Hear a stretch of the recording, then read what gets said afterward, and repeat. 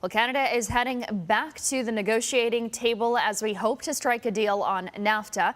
Hayley Woodin with Business in Vancouver is joining us now with more on this. And of course, there's a lot of back and forth and a lot of tough talk from the U.S. president. What are we expecting as we head back?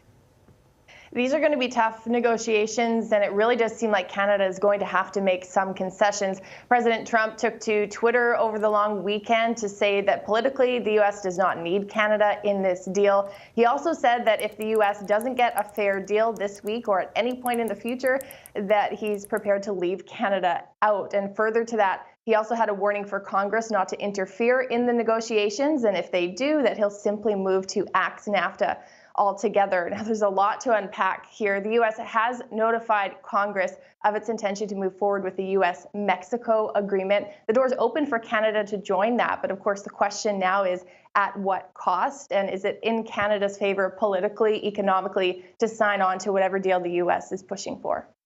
Right. And Hayley, also a really interesting story involving Google purchasing some information. What are you learning about this?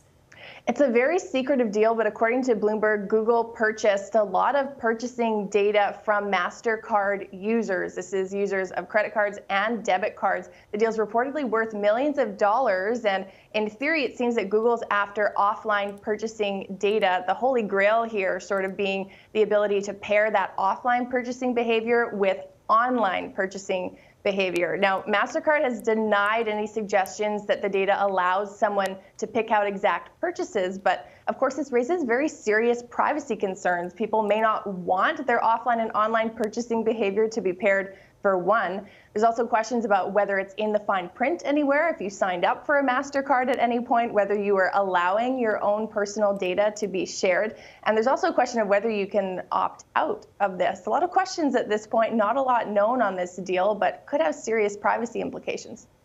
All right, Hayley Woodin with Business in Vancouver on this Tuesday morning. Thank you very much, Hayley. Thank you.